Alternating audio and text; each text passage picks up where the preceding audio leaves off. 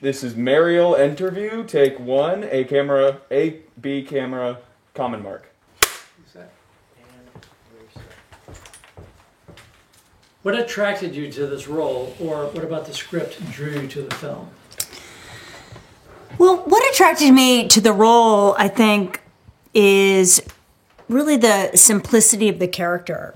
And I don't mean simple as in stupid, the simplicity of somebody who really has a clear vision of who she is.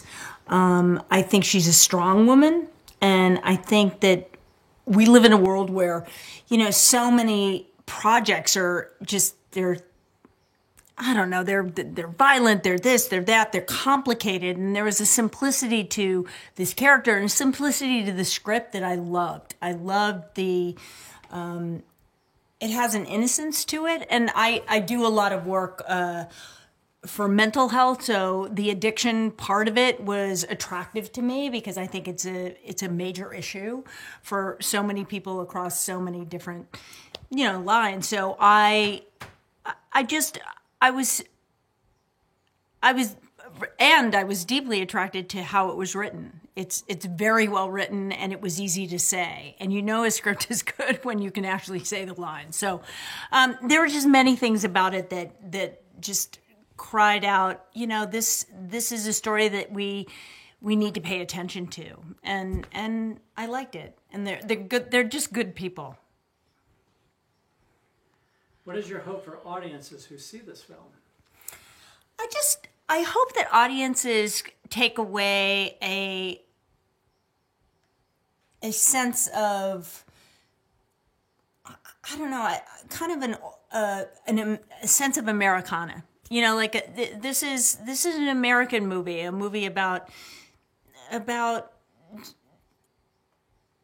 a life that we're sort of forgetting in the world that we live in. Life has gotten very complicated, and whether you're in Los Angeles or New York, but Middle America is dealing with the same things, but there is still this quality of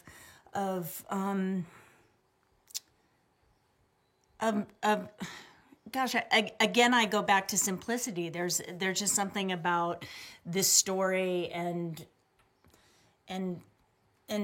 something that we need to address. So I just hope people will get their heart will feel warm after watching this movie. There's something about it that's just very endearing. It's a love story. There's a love story about where they live. There's a love story between my son and his, maybe soon-to-be girlfriend or something, or soon-to-be wife, maybe. And those, I don't know, I love those qualities. I love a good romance. This is probably a redundant question, but what do you hope people take away from the film? I guess what I hope people take away is just feeling good about the world. And there are solutions. I think what happens is we have these complicated things that happen in our lives, and then we're sort of left empty. What happens in this is that there is a solution at the end, and there is a healing, there is a resolution, and that's powerful. I think as an audience member, it makes you feel good when you leave, right? Let's face it, it's entertainment. You want to be entertained, but you also want to have that sense of like, oh my gosh, I love these people. And I think you do. I think you fall in love with each character in their own unique way. Were there some challenges you overcame during the filming of this movie? There were challenges? Were there challenges? Oh, were there challenges? Oh, well, no, I don't think there were challenges for me personally. I think as a character, I had to overcome maybe trying to communicate in a different kind of way. I tend to be a over communicator, and I tend to be very open. I think there's, what's great about characters is that when characters don't communicate really well, there's this underlying thing, and there's underlying emotion and stuff you're covering up because you don't really want to say what you really feel, but you're trying to say those things without saying them. So I think as a character, I had to overcome my fear that if I said too much, there might be an explosion. I might upset my husband, or I might, I might do the wrong thing. And I think that her religious beliefs and her belief in God and the Lord, that was very important to her. And I think that all of those elements kind of defined how my character dealt with things, right? What would you say to people who are struggling with similar issues as some of the characters in the movie? Well, again, I have a foundation called the Mariel Hemingway Foundation. What a unique name. I just often think to myself, wow, you came up with that. Anyway, I did it because of, who's going to argue with me? But, and it's based on, I did it to be a resource navigator for people to know that they're not alone in mental illness. And mental illness is so many things, and one of them is addiction. And addiction is a problem throughout the world, right? And alcoholism is a problem. And I think that's, we address that in this. And, it's a problem with so many people, and we utilize it, and we think it's okay, and yet it causes a tremendous amount of problems, right? And so for me, that's an important message. It's an important thing to address.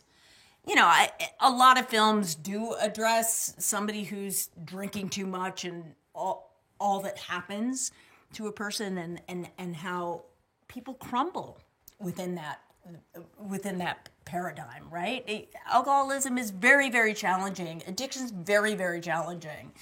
And it needs to be addressed all the time, because people need to know it's okay to get help, that it's okay to change your life, right? And dealing with things rather than self-medicating them. I mean, I grew up in a family that self-medicated, so I really understand this issue. And it's not a solution.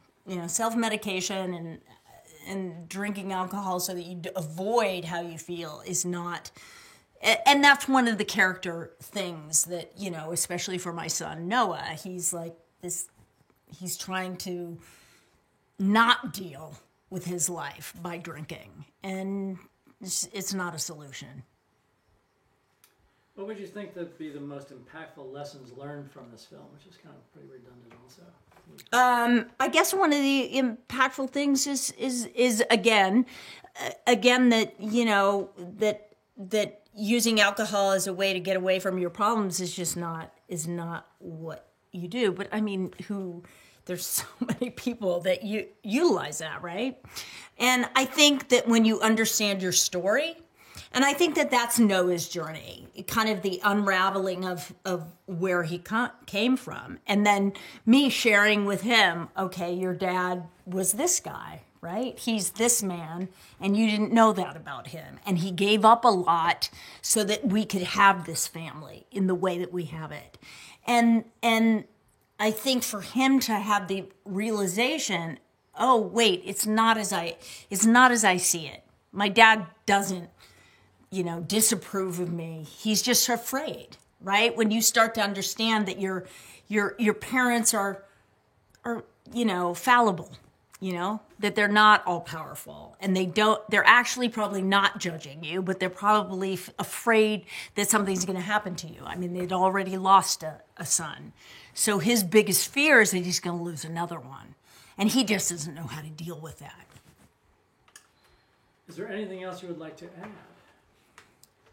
No, I think I mentioned my foundation. Well, that's important.